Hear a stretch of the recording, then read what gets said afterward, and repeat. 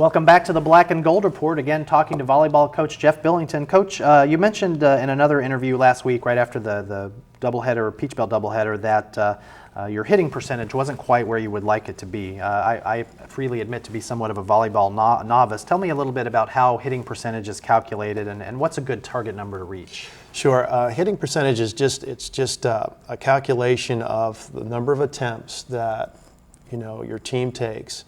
And then you go ahead and you have a certain amount of errors and a certain amount of kills out of that. And what you have to do is you subtract the number of errors from the amount of kills. And a kill is, if no one's watched volleyball before, is simply when an attacker puts a ball down on the opponent's side of the floor.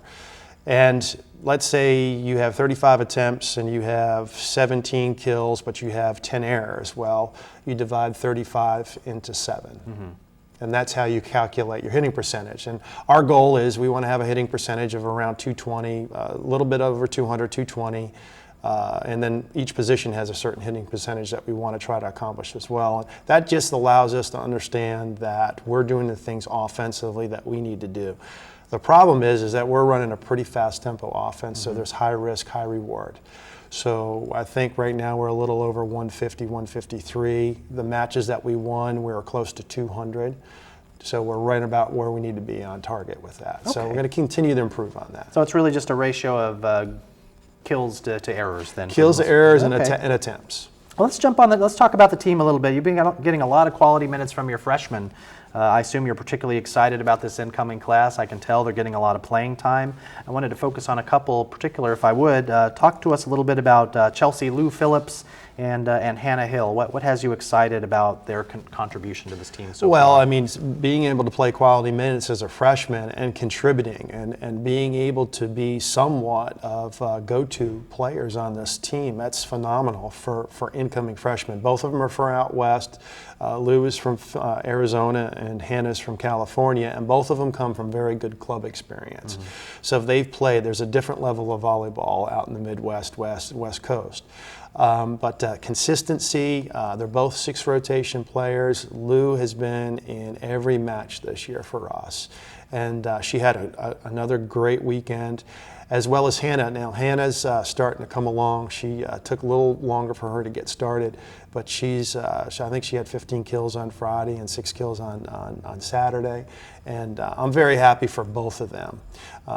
Also, we get a chance to talk about one of our transfer students, a setter from Hagerstown Community College, Ashlyn Reebok, and we got to talk about her because she's running her offense right now as a setter, as a junior college transfer, and she's done a great job for us. So a lot of new faces on the team, and I'm sure that excites you about the future as well for when these freshmen get some more Absolutely, because we have 5 seniors on the squad right now. So.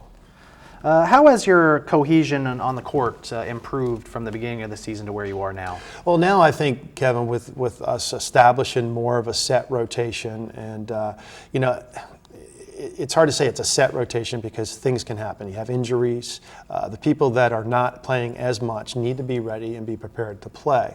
But cohesion, it comes from having a certain dynamic. It doesn't necessarily mean you have the best athlete out there on the floor, but the ones that they feel that they can rally around, that they trust and believe in, that they're going to be able to do their job. Mm-hmm. And I think that we have a core group that's out there right now that's doing that. But that doesn't mean that there's not going to be other opportunities for other players because, it's a long season. Sure. This is not a sprint, it's a marathon. And, you have injuries, you have certain things that happen, you have some players that don't show up ready to play. You have to be ready to come off the bench and be able to contribute. Let me talk about one of your upperclassmen real quick, Rebecca Morgan. She's having an outstanding season so far. Talk about her performance as a senior and what her leadership means to this pretty young team. Becca's one of our captains, and Becca's coming off of being nominated second team all-conference last year. She had 300 and some odd kills. She plays all the way around for us. She's one of our better ball control players. And the thing about Becca is you walk into the gym and you look at her, she's 5'7", 5'7 and a half. She probably weighs maybe 110 pounds soaking wet, but she's got a 31-inch vertical. And she just wows people. And she's got great range, and she's one of our key offensive threats, and a lot of teams have to focus on trying to stop her.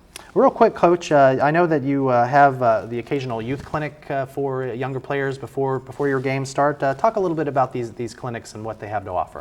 Well, we're gonna in October we're gonna have a couple weekends when we're home on Saturday. We're gonna open it up to the community, and we want some people to come out. We want the kids to come out, and we're gonna go ahead and work some ball control, do some training for them. So probably would last an hour before one of our matches, and we welcome them to come out. Thanks a lot, Coach, and that's all the time that we have for this week's edition of the Black and Gold Report. Until next week, go Braves.